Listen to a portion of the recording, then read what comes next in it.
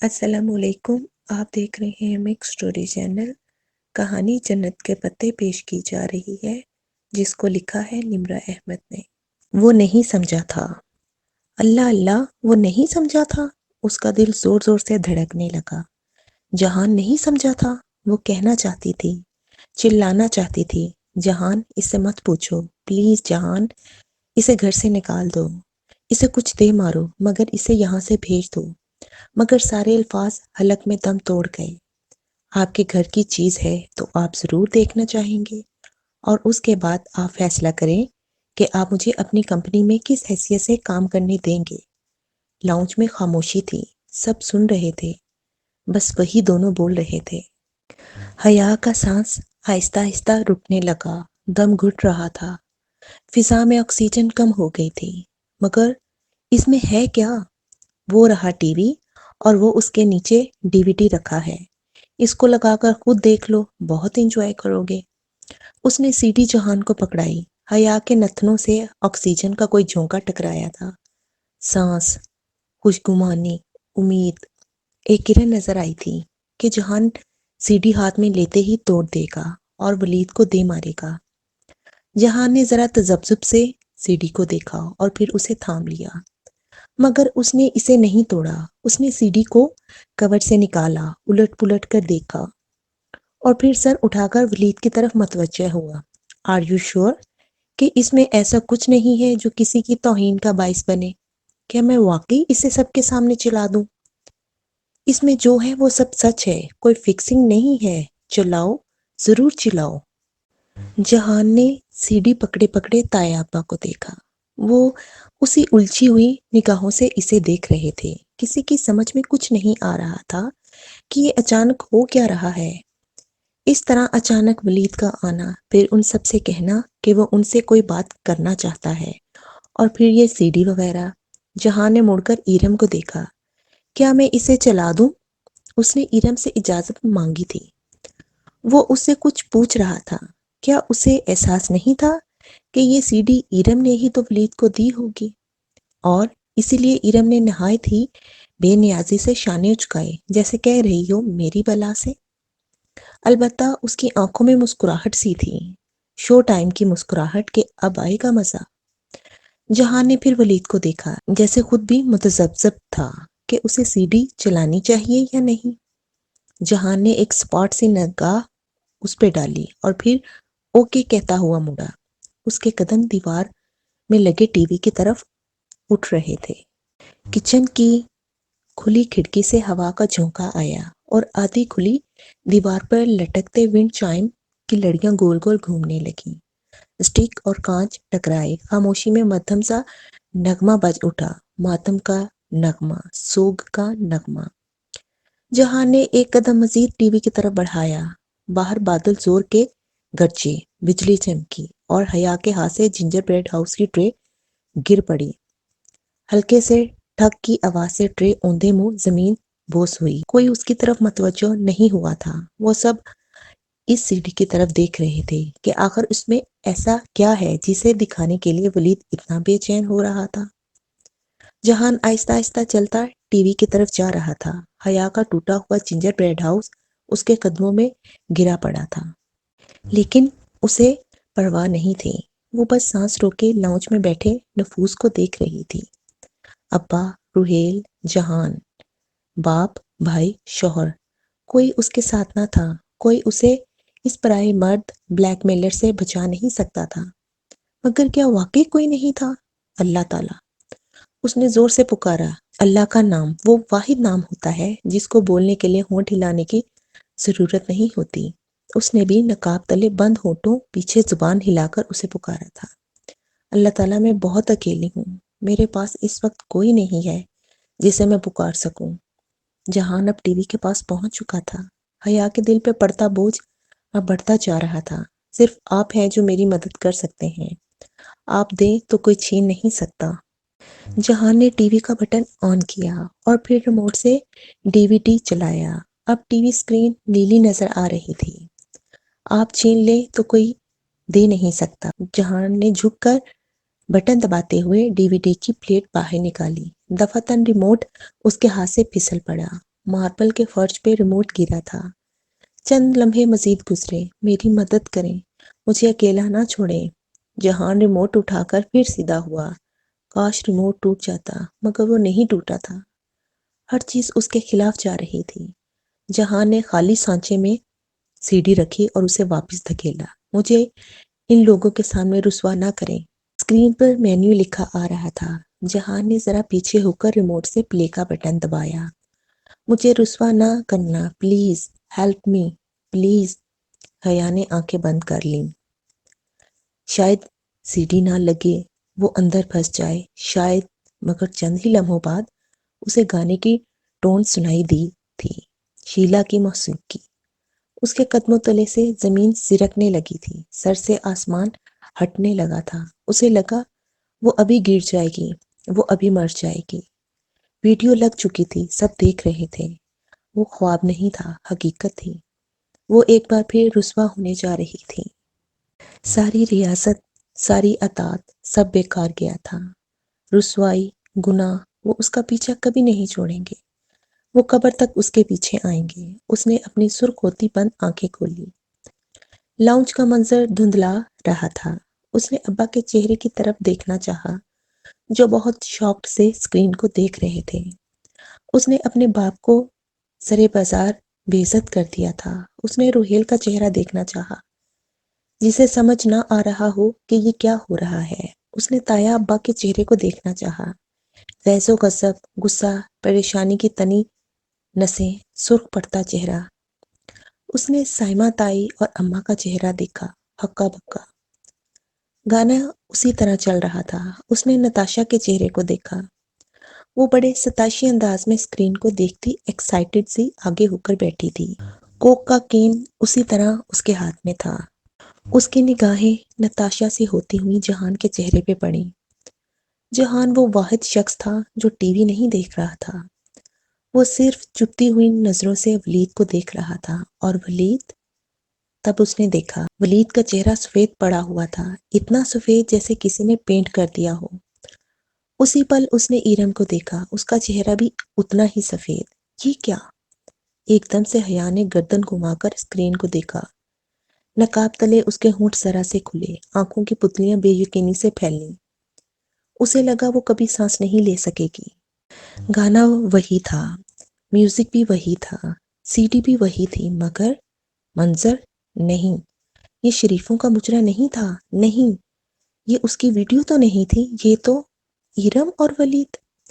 وہ تصاویر کا ایک سلائیڈ شو تھا، ایک ایک کر کے بڑی بڑی تصاویر اسکرین پر ابھرتی اور چلی جاتی۔ ایرم اور ولید کی تصاویر، اکٹھے کسی ریسٹورنٹ میں، کسی شاپنگ ایریا، کسی پارک میں۔ ساری فوٹوز سیلف فوٹوز تھیں، جسے ولید کے ساتھ ہو کر ایرم نے بازو بڑھا کر خود ہی موبائل سے کھینچی ہوں، اور اس لحاظ سے وہ دونوں بہت قریب قریب کھڑے تھے۔ ہر 2-3 تصاویر کے بعد اسکین شدہ ای میل اسکرین پر ابھرتیں۔ ان میں سے کچھ فقرے ہائی لائٹڈ تھے۔ وہ تصاویر اتنی دیر اسکرین پر رہتی کہ وہ سب ان ہائی لائٹڈ فقروں کو پڑھ لیتے، پھر اگلی تصاویر آ جاتی، ایرم اور ولید کی ذاتی ای میل۔ یہ کیا؟ ولید ایک دم آگے بڑھنے لگا۔ ایک قدم بھی آگے بڑھایا تو ان ٹانگوں پہ گھر نہیں جا سکو گے، وہیں کھڑے رہو۔ جہان کا وہ الجھن بھرا چہرہ، وہ تذبذب سب غائب ہو گیا تھا۔ وہ اتنے سرد اور کٹیلے انداز میں بولا کہ ولید کے بڑھتے قدم وہیں رک گئے۔ اس نے ششتر سی نگاہوں سے جہان کو دیکھا۔ یہ شو ٹائم ہے نا ولید لغاری، اور تم نے کہا تھا کہ اس شو کو میں بہت انجوائے کروں گا۔ میں تو کر رہا ہوں، تم بھی کرو گے، مگر شاید تم کوئی غلط سی ڈی اٹھا لائے ہو۔ یہ غلط ہے، یہ سچ نہیں ہے۔ ولید لغاری ہکلا گیا۔ کبھی وہ صوفے پہ بیٹھے نفوس کو دیکھتا، کبھی جہان کو۔ حیا کو دیکھنا اسے یاد ہی نہیں رہا تھا۔ ابھی تم نے خود کہا تھا کہ یہ حقیقت ہے، تمہاری کون سے بیان پہ یقین کروں میں؟ وہ درشتی سے بولا، مگر اسی اثنا میں داور بھائی غصے سے اٹھے تھے۔ گھٹیا انسان، میں تمہیں نہیں چھوڑوں گا، پلیز۔ جہان نے ہاتھ اٹھا کر انہیں اس کے قریب آنے سے روکا۔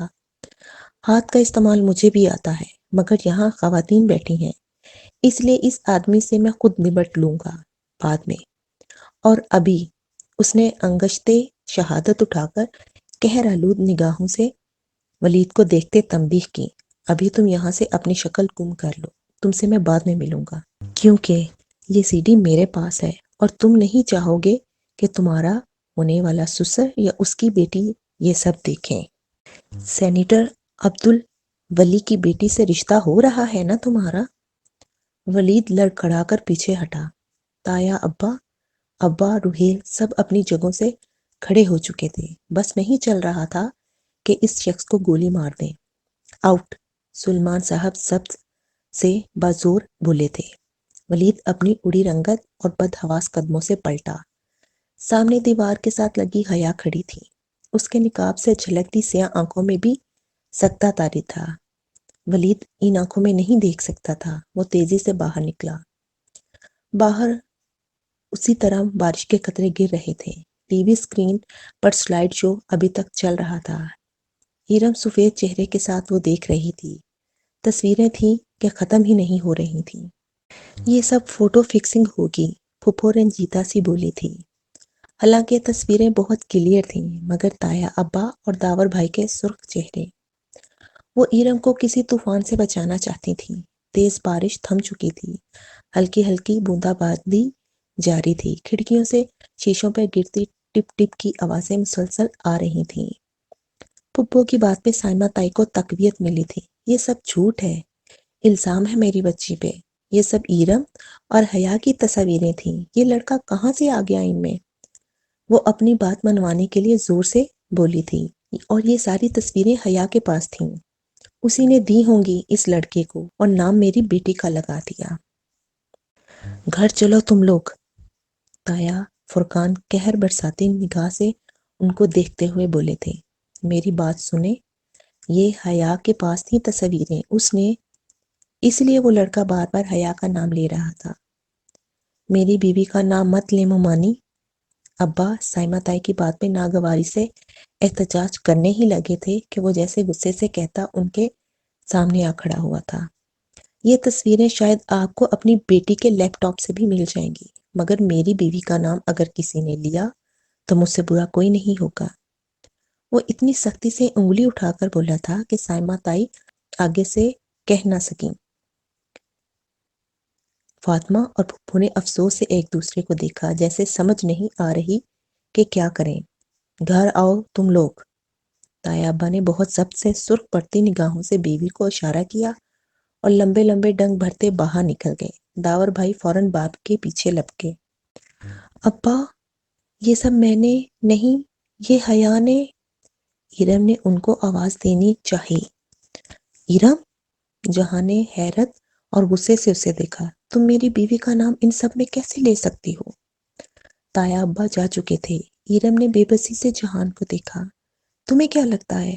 تم لڑکیوں کو کیا لگتا ہے ہاں؟ تم موبائل سے میسج مٹا دو گی، کال ریکارڈ حذف کر دو گی تو وہ ختم ہو جائے گا؟ نہیں، ایسا نہیں ہوتا Iram Bibi be.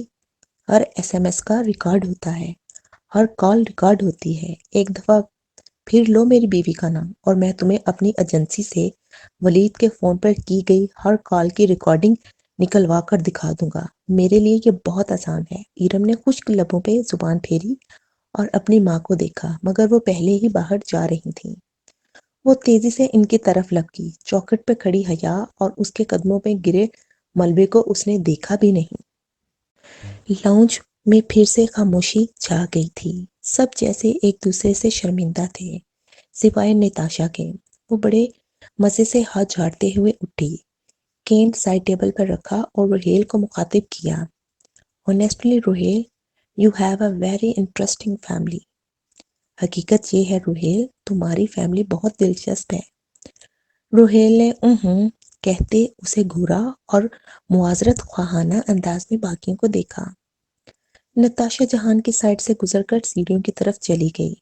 Show time ختم ہو چکا تھا، البتہ جانے سے قبل نتاشا نے جو مسکراہٹ جہان کی طرف اچھالی تھی، کونے میں کھڑی حیا کے ذہن میں وہ اٹک کر رہ گئی۔ یہ سب کیسے ہوا؟ وہ ابھی تک دم بخود تھی، مگر نتاشا کی مسکراہٹ اس کا اور جہان کا باتیں کرنا، پھر اس کا اتنا بڑا شاپنگ بیگ اٹھا کر سائمہ تائی کی طرف جانا اور پھر واپس اوپر جانا۔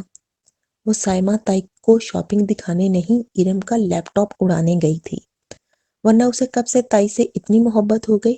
ورنہ جہان کو کیسے پتا کہ یہ ساری تصاویر ارم کے لیپ ٹاپ میں تھیں؟ وہ بھی اوپر کمرے میں حیا کے کپڑے رکھنے نہیں بلکہ سی ڈی لینے گیا تھا۔ ریموٹ گراتے ہوئے جھک کر اس نے سی ڈی سویپ کی تھی۔ اوہ جہان! وہ سوائپنگ کا ماہر تھا، ایک ایک کر کے سب لوں سے چلے گئے تھے۔ پھپھو نے البتہ جاتے ہوئے افسردہ نگاہوں سے جہان کو دیکھا تھا۔ یہ سب کیا تھا جہان؟ وہ شاید کوئی غلط سی ڈی اٹھا لایا تھا۔ اس نے شانے اچکائے۔ جیسے میں تمہیں جانتی ہی نہیں، تمہارا ہاتھ ہے اس میں، پتہ ہے مجھے، وہ جھڑک کے کہتی ہوئی خفگی سے باہر نکل گئی۔ اس سارے میں وہ پہلی بار حیا کی طرف متوجہ ہوا۔ وہ اسی طرح دیوار سے لگی کھڑی تھی۔ جہان کو اپنی طرف دیکھتا پا کر اس نے نقاب کھینچ کر اتارا۔ اس کا چہرہ لٹھے کی مانند سفید پڑ رہا تھا، اور تبھی جہان نے دیکھا۔ اللہ اللہ، یہ تم نے کیا کیا؟ یہ تم نے کیسے کیا جہان؟ ایک دم آنسو ٹوٹ کر اس کی آنکھوں سے گرنے لگے۔ وہ پریشانی سے جنجر بریڈ کے ملبے کو دیکھتا اس تک آیا۔ میرے سارے پیسے برباد کر دیے تم نے، یہ کیوں توڑا؟ جہان، حیا نے لبوں پہ ہاتھ رکھ کر خود کو رونے سے روکا، مگر آنسو بہتے جا رہے تھے۔ میں بہت ڈر گئی تھی۔ تم جانتے تھے نا کہ وہ ویڈیو ولید کے پاس ہے؟ ملبے سے نگاہ ہٹا کر گہری سانس لیتے ہوئے اس نے حیا کو دیکھا۔ ویرین کیوں میں؟ تم نے 2 دفعہ کہا تھا اگر کوئی تمہیں گاڑی تلے کچل دے تو 2 دفعہ کہی بات کی کوئی وجہ ہوتی ہے۔ میں نے یہاں آتے ہی معلوم کر لیا تھا، بس تم نے مجھ پر بھروسہ نہیں کیا، سو میں نے بھی تمہیں نہیں بتایا۔ میں تمہیں پریشان نہیں، اس سے بھولا نہیں جا رہا تھا۔ حیا، آپ کے اپنے کس لیے ہوتے ہیں؟ اگلی دفعہ مجھ پر بھروسہ کر کے دیکھنا۔ مگر ارم، اس کی تو بہت… جہان کے جبڑے کی رگیں تن گئیں۔ اس کا ذکر مت کرو۔ جب انسان کچھ غلط کرتا ہے تو اس کا نتیجہ اس کو بھگتنا پڑتا ہے۔ آج کسی ایک نے تو رسوا ہونا ہی تھا، مگر میں نے ایک لڑکی سے وعدہ کیا تھا کہ جنت کے پتوں کو تھامنے والوں کو اللہ رسوا نہیں کرتا۔ مجھے اپنا وعدہ نبھانا تھا۔ پھر اس نے ٹوٹے ہوئے جنجر بریڈ ہاؤس کو دیکھا۔ کب تم جذبات میں آ کر چیزیں پھینکنا چھوڑو گی لڑکی؟ ساتھ ہی وہ نور بانو کو آوازیں دینے لگا تاکہ وہ جگہ صاف کی جا سکے۔ آئی لو یو جہان، آئی ریئلی لو یو، وہ رندی ہوئی آواز اور فراتے مسرت سے رونے اور مسکرانے کے درمیان بولی تھی۔ جہان نے چونک کر اسے دیکھا اور پھر دائیں بائیں۔ میری بچپن کی سہیلی ٹھیک کہتی ہے، اس گھر میں سب بہت انٹرسٹنگ ہے۔ وہ جھرجھری لے کر آگے بڑھ گیا۔ نور بانو اسی طرف آ رہی تھی۔ حیا یوں ہی ابایا میں ملبوس لاؤنج کے صوفے کے ہتھی پہ بیٹھ گئی اور موبائل نکال کر ایک نمبر ملایا۔ ہتھیلی سے آنسو پونچھتے ہوئے اس نے فون کان سے لگایا۔ ڈاکٹر ابراہیم، میں نے وہ پہیلی حل کر لی ہے۔ وہ مڑ کر چوکھٹ پر پنجوں کے بل جھکے ہوئے جہان کو دیکھتے ہوئے بولی، جو نور بانو کے ساتھ جنجر بریڈ کے ٹکڑے اٹھا رہا تھا۔ اچھا، کیا ملا آپ کو پھر؟ دوسری جانب جیسے وہ مسکرائے تھے۔ آیت حجاب سورت احزاب میں نازل ہوئی ہے۔ میں بتاتی ہوں آپ کو، حجاب اور جنگ احزاب کی مماثلت، وہ رندی ہوئی آواز میں کہہ رہی تھی۔ جنگ احزاب میں گروہ بھی ہے، بنو قریظہ بھی، خندق بھی، سردی اور بھوک کی تنگی بھی۔ 3 طرف خندق تو ایک طرف گھنے درختوں کا سایہ اور مضبوط چٹان بھی، جو خاموشی سے آپ کو سپورٹ کرتے ہیں، اس نے جہان کی پشت کو دیکھتے ہوئے کہا۔ وہ افسوس سے نفی میں سر ہلاتے ہوئے ٹکڑے پلیٹ میں ڈال رہا تھا۔ اس کی جینز کی جیب میں ایک سی ڈی جھلک رہی تھی۔ لیکن اگر جنگ احزاب میں کچھ نہیں ہے تو وہ جنگ نہیں ہے۔ یہ وہ جنگ ہے جس میں جنگ ہوتی ہی نہیں۔ اکا دکا انفرادی لڑائیوں کو چھوڑ کر اصل جنگ ہتھیاروں سے لڑی جانے والی جنگ سے قبل ہی ایک رات طوفان آتا ہے اور دشمنوں کے خیموں کی ہوا اکھڑ جاتی ہے، ان کی ہانڈیاں ان پر الٹ جاتی ہیں اور وہ میدان چھوڑ کر بھاگ جاتے ہیں۔ مجھے میری ایک چھوٹی دوست نے یہی بات کہی تھی کہ یہ جنگ جیتا کون تھا، تب نہیں سمجھی میں، اب سمجھی ہوں۔ جنگ نہیں، وہ لڑائی کی بات کر رہی تھی، لڑائی جو اس جنگ میں ہوتی بھی نہیں۔ آپ کو صبر اور انتظار کرنا ہوتا ہے، کسی کو ایک دن اور کسی کو ایک ماہ اور کسی کو کئی سال، اور پھر ایک دن آپ بغیر کچھ کھوئے، بغیر کسی محاذ پر لڑے اچانک جیت جاتے ہیں۔ یہی بات تھی نا سر؟ میرے ذہین بچے، مجھے آپ پہ فخر ہے۔ وہ بہت خوش ہوئے تھے۔ حیا نے ڈبڈبائی آنکھوں سے اس غریب آدمی کو دیکھا جو ابھی تک اپنے پیسے ضائع ہونے پہ افسوس کر رہا تھا۔ چیزیں وقتی ہوتی ہیں، ٹوٹ جاتی ہیں، بکھر جاتی ہیں، ان کا کیا افسوس کرنا۔ اب ان دونوں کو جنجر بریڈ کے گھروں کو بھول کر رشتوں اور اعتماد سے بنا گھر قائم کرنا تھا۔ صبح قریب تھی، ان کی صبح۔ وہ پارلر کے ڈریسنگ مرر کے سامنے کرسی پر بیٹھی تھی اور بیوٹیشین لڑکی بڑی مہارت سے اس کو آئی شیڈ لگا رہی تھی۔ اس نے گرے اور سلور فراک پہن رکھا تھا، بال وغیرہ ابھی بنانے تھے۔ اونچا جوڑا بنائیں گی؟ بیوٹیشین نے آئی شیڈو کو آخری ٹچ دیتے ہوئے پوچھا۔ حیا نے آئینے میں چہرہ دائیں بائیں کر کے آنکھیں دیکھی، اچھی لگ رہی تھی۔ فرینچ نوٹ بنا دو۔ اونچے جوڑے میں تو نماز نہیں ہوگی، اور 2-3 نمازیں تو فنکشن کے دوران آ جائیں گی۔ آج نہ پڑھیں تو خیر ہے، لڑکی اکتائی تھی۔ اپنی خوشی میں اللہ کو ناراض کر دوں؟ اس نے نفی میں سر ہلایا۔ اچھا، نیل پالش لگانی ہے یا نکلی نیلز؟ کچھ بھی نہیں۔ بار بار وضو کے لیے اتاروں گی کیسے؟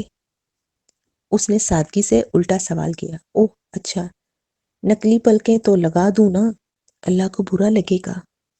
آپ نے آئی برو بھی نہیں بنوائے، تھوڑا سا نیٹ ہی کر دوں؟ اللہ تعالیٰ کو اور بھی برا لگے گا۔ لڑکی کے ضبط کا پیمانہ لبریز ہو گیا، وہ گھوم کر اس کے سامنے آئی۔ آپ کہیں الہدا کی تو نہیں ہیں؟ حیا ہنس دی۔ نہیں، میں بس ایک مسلمان لڑکی ہوں، اور یہ سوچ رہی ہوں کہ جب تمہیں اپنا دوپٹہ سیٹ کرنے کو کہوں گی تو تمہاری کیا حالت ہوگی۔ وہ جیسے سوچ کر ہی محظوظ ہوئی۔ لڑکی نے اچنبھے سے اسے دیکھا۔ کیوں؟ پہلے میک اوور مکمل کرو، پھر بتاتی ہوں، مزے سے کہتی اس نے دوبارہ سر کرسی کی پشت پر ٹکایا دیا۔ بیوٹیشین لڑکی جس بس ہو کر آئی شیڈو کٹ اٹھائے پھر سے اس کے سر پر آ کھڑی ہوئی، اور جب حیا نے اسے دوپٹہ اپنی مرضی کے مطابق سیٹ کرنے کو کہا تو اس کا منہ کھل گیا۔ گھونگھٹ؟ کون نکالتا ہے گھونگھٹ؟ آپ کیا کہہ رہی ہیں؟ میں یہ تو نہیں کہہ رہی کہ بہت نیچے تک نکالو، بس تھوڑی تک آئے، نیچے ویسے ہی بند گلا ہے، اس نے آئینے میں خود کو دیکھتے ہوئے لاپرواہی سے کہا تھا۔ مگر آپ کا چہرہ تو نظر ہی نہیں آئے گا۔ اور لڑکی پریشان ہو گئی تھی۔ تم نکال رہی ہو یا میں خود نکال لوں؟ اور بیوٹیشین کے پاس اس کی بات ماننے کے علاوہ کوئی چارہ نہ تھا، اس سے کوئی بعید نہیں تھی۔ وہ جلدی سے دوپٹہ سیٹ کرنے لگی۔ اس نے ابا سے بہت کہا تھا کہ مکس گیدرنگ نہ رکھیں، فوٹوگرافرز نہ ہوں، مگر ابا اور اماں نے ایک نہ سنی۔ حیا، میں تمہارے پردے کا پھر کوئی ایشو نہیں سننا چاہتی۔ اماں تو باقاعدہ بیزار ہو گئی تھیں۔ حیا جانتی تھی کہ اس کے سامنے وہ کبھی اعتراف نہیں کریں گی کہ وہ اس کے پردے سے دل سے راضی تھیں، مگر کیا فرق پڑتا تھا؟ اس نے اپنی کلاس فیلو سے پوچھا، حجابی لڑکیاں دلہن بنتے ہوئے کیا کرتی ہیں کہ کوئی ناراض بھی نہ ہو اور وہ حجاب بھی کیری کر لیں؟ جتنے آپشن نظر آئے ان میں سب سے بہترین یہی تھا، گھونگھٹ، اور پھر نیچے دوپٹہ اتنا پھیلا کر لیا ہو کہ ستر پوشی کا فرض ادا کرے۔ اب کوئی اس کی تصاویر کھینچے یا نہیں، اسے پرواہ نہیں تھی۔ میرج ہال میں جب اسے برائیڈل روم سے لا کر سٹیج پر بٹھایا گیا تو ثنا اس کے ایک طرف آ بیٹھی تھی۔ آج کے لیے ثنا اس کی اسسٹنٹ تھی۔ اپنی طرف سے وہ تصاویر کھینچنے والوں کو مسلسل منع کر رہی تھی۔ حیا آپا پردہ کرتی ہیں، پلیز فوٹو نہ کھینچیں۔ یا کوئی اس کے گھونگھٹ پہ کچھ بولتا تو وہ اسے جواب بھی دے رہی تھی، آپا کلاسیکل دلہن بنی ہیں اور وہ گھونگھٹ نہیں اٹھائیں گی۔ کوئی چاچی، ممانی، خالہ ساتھ آ کر بیٹھتی، پھر ذرا سا گھونگھٹ اٹھا کر چہرہ دیکھتی، سلامی دیتی، تعریف کرتی، یا جو بھی سب ایسا ہی تھا جیسے عموماً مہندی کے فنکشن کا ہوتا ہے۔ اس کا گرے فراک پیروں تک آتا تھا، گھیرے پہ کافی کام تھا، گھونگھٹ تھوڑی تک گرتا، نیچے دوپٹہ یو کی شکل میں پھیلا کر سامنے ڈالا تھا۔ آستینیں پوری تھی اور وہ سر جھکا کر نہیں بیٹھی تھی، وہ گردن اٹھا کر پورے اعتماد کے ساتھ بیٹھی تھی۔ ہر پاس آنے والی آنٹی سے بڑے آرام سے باتیں کر رہی تھی۔ لوگ برا تب مانتے ہیں جب دلہن اکڑ کر بیٹھی، اگر وہ خوش مزاجی سے بات کر رہی ہو پورے اعتماد کے ساتھ تو لوگ نرم پڑ جاتے ہیں۔ البتہ کہنے والے تو کہہ رہے تھے، یہ کیا کیا، میک اپ تو چھپ گیا، خراب ہو گیا ہوگا تبھی یہ کیا ناٹک، ڈرامے۔ مگر وہ اس مقام پہ تھی جہاں یہ سب باتیں ثانوی محسوس ہوتی تھیں۔ مشکلیں بہت پڑھ کر بھی آسان ہو جاتی ہیں۔ جہان اس کے پاس آ کر بیٹھا اور بہت دھیرے سے بولا تھا، ثابت ہوا کہ تم کچھ باتوں میں واقعی بہت سمارٹ ہو۔ بس یہی ایک فقرہ کہا اس نے اور پھر جلد ہی اٹھ گیا۔ اسے یوں مرکز نگاہ بن کر بیٹھنا قبول نہیں تھا، بدتمیز نہ ہو تو۔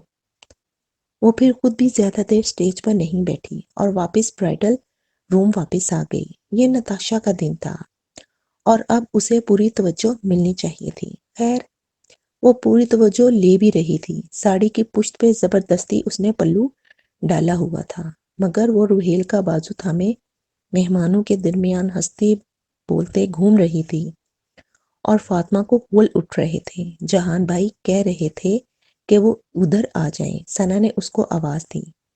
وہ جو برائڈل روم میں بیٹھی گھونگھٹ پیچھے گرائے لپسٹک ٹھیک کر رہی تھی، چونک کر پلٹی۔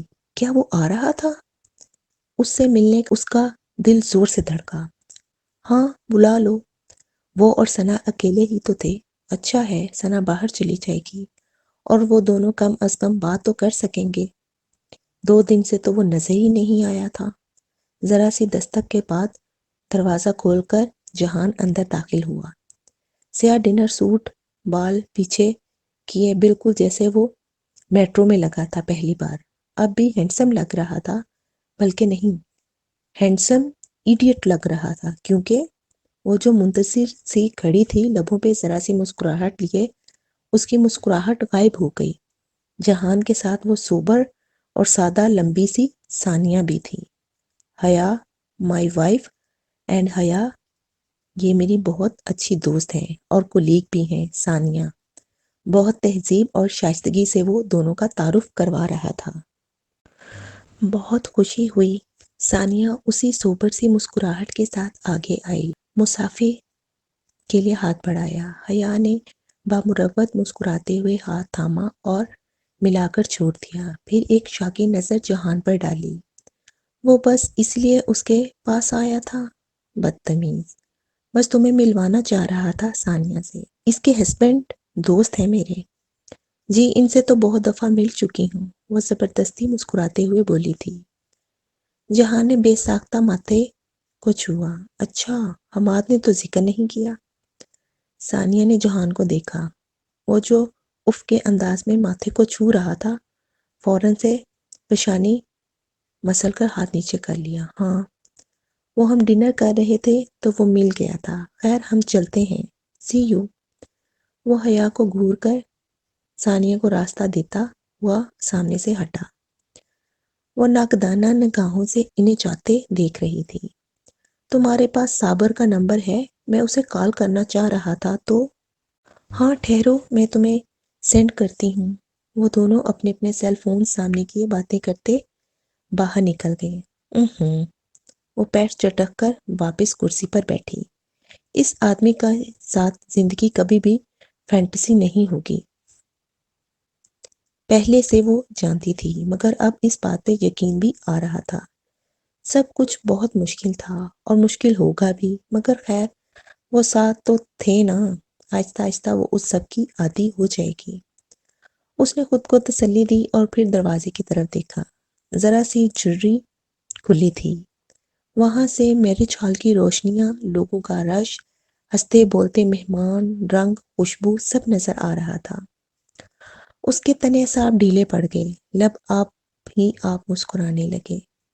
اس نے کلائی گھما کر دیکھی، بہارے کا نیکلس بریسلیٹ کی صورت میں اس میں پہنا تھا اور اس کی سائڈ پہ خالی کنڈے میں اب ایک موتی جھول رہا تھا، سیاہ موتی۔ وہ سفید موتی نہ بن سکی تو کیا ہوا؟ سیاہ موتی بننے میں بھی کوئی حرج نہ تھا کہ پھر موتی تو وہ ہوتا ہے جس کی کالک بھی چمکتی ہے۔